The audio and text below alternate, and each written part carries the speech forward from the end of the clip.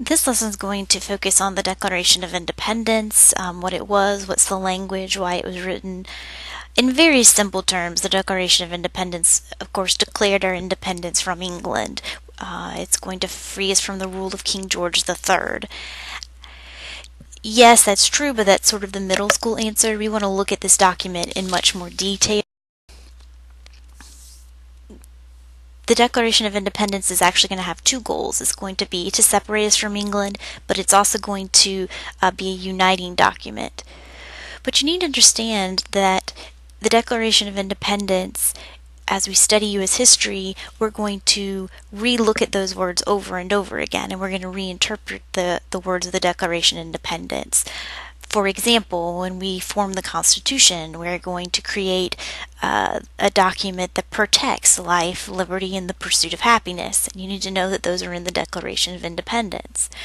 When we write the Constitution, we're going to protect and form a democracy because Jefferson says a government's an institution among men deriving their power from the consent of the governed. Again, something that's in the Declaration of Independence.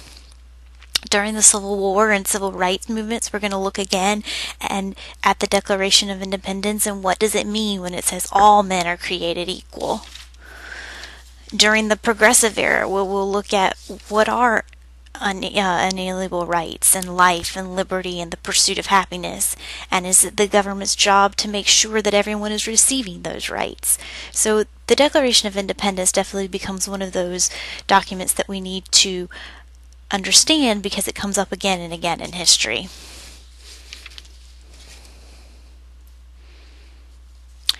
So where did Thomas Jefferson, when he was writing the Declaration of Independence, where did he get his ideas from? So hopefully from previous lessons, you remember our flowy locked friend, John Locke. Hopefully you remember him because of his influence on government and limiting government. If you did not get it the first time, well, here's a second chance. So Jefferson was a huge fan of Locke, and Locke's ideas are going to come up again and again in the Declaration of Independence.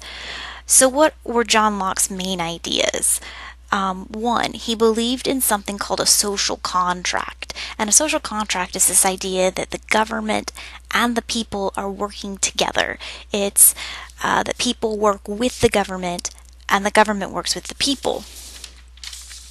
It's not the government telling the people what to do and then the people just do it. But the two are working together in what he calls, or what John Locke calls, a social contract. And this is going to bring us to John Locke's second point, is that the government's going to get its power from the people. The government works for the people. If the people are not happy with the government, then they're going to rebel. They're going to riot, and they have a right to. They have the right to break the social contract with the government if the government doesn't work with them or isn't holding up their end of the bargain. And this usually happens in what's called a revolution. So in John Locke's theory, revolutions occur because the government has somehow broken its social contract with the people, but it's the people that give that government power.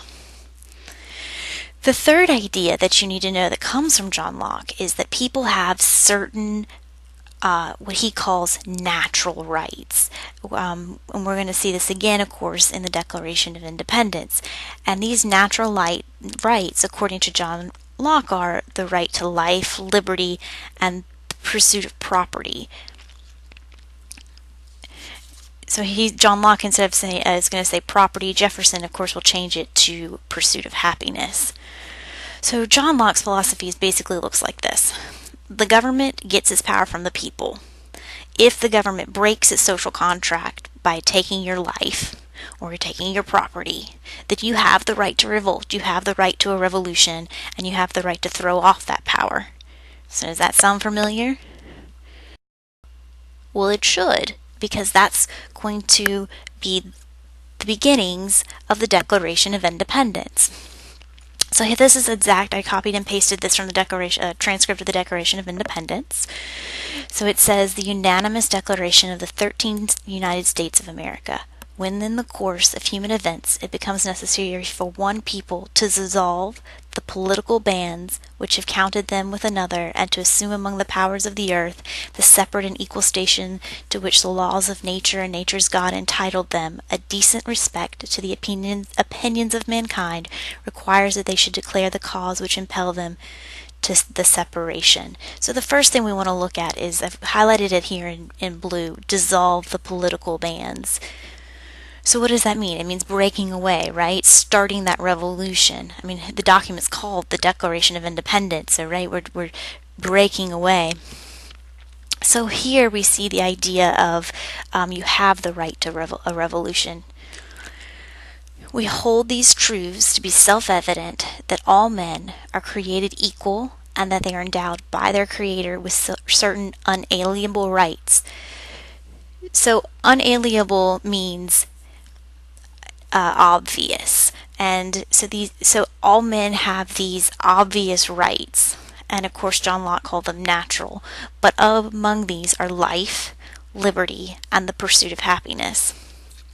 So again, we see John Locke's influence there. Jefferson's pulling on this idea that everybody has the same right to live their life, pursue liberty, and have and happiness. So, to secure these rights, governments are instituted among men, deriving their just powers from the consent of the governed. So here's that idea that the government is working with the people in a social contract, and it's the people that make the government, and the people give the government their power. Whenever any form of government becomes destructive of these ends, it is the right of the people to alter and abolish it. So again, that idea to revolt or of a revolution, and to institute new government, laying its foundations on such principles and organizing its powers in such form as to them shall seem most likely to the effect their safety and happiness. So it's important to understand the heavy influence of Locke on Jefferson's writings, and this idea of a social contract, natural or unalienable rights, this idea that the government is set up and gets its power from the people through the people is where the government gets its power.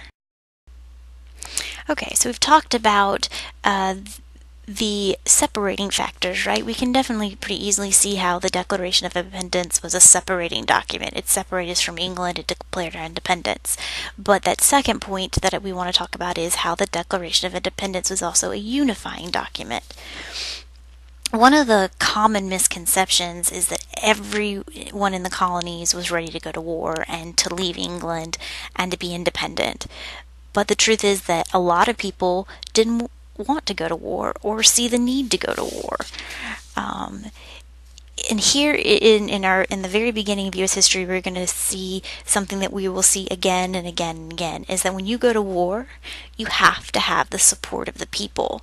If you don't have the support of the people, you're not going to succeed, or at least not succeed very easily.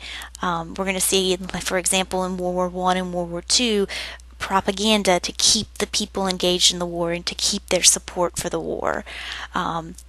Vietnam, when the people turned against the war was lost.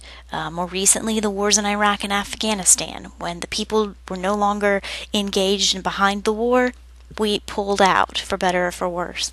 So the Declaration of Independence was written not only to England but to the colonies, to show the people that they needed to join the war, to join the cause and be unified, and and get that people's support.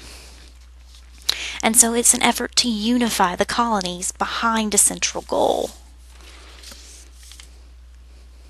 It's also going to let England know that, hey, we're separate from England, and we're unified as a country, and maybe they would be other countries would come in to support them or help them, like France or Germany. But it is written to get people behind the war effort. So Jefferson's going to appeal to the people. He's spelling out all the things that the king has done wrong. He does this in what we call the grievances section, or a list of complaints. And each grievance, Jefferson starts out, he has. it kind of reminds me of a little kid. Man, to mom, he did this and he did that.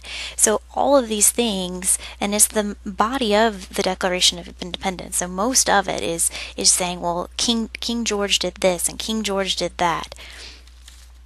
And we read these things now and really can't tell maybe what Jefferson is complaining about, but the colonists would, when they read these things, they're going to know exactly what he's talking about, what tax he's talking about when he says it, what intolerable act or what Stamp Act or what Tea Act. They're going to know exactly, and they're going to relate to that, and that's going to pull them in and make them say, yes, this is a worthy cause and we need to be behind this. So there were 28 grievances, and we just want to, for example, look at one. This is one that's pretty easy. He is kept among us in times of peace, standing armies without the consent of our legislators. That's your grievance. That's your complaint against the king, right? Well, what is he referring to? He's referring to the Quartering Act, when King George came in and made the colonists keep soldiers in civilians' homes, and they would know that, and they would know that immediately from the language. So you need to be very familiar with the Declaration of Independence. Don't get it confused with other documents. It didn't create government. That's the Constitution, but it had a lot of ideas that are going to be included and thought about when we study the Constitution.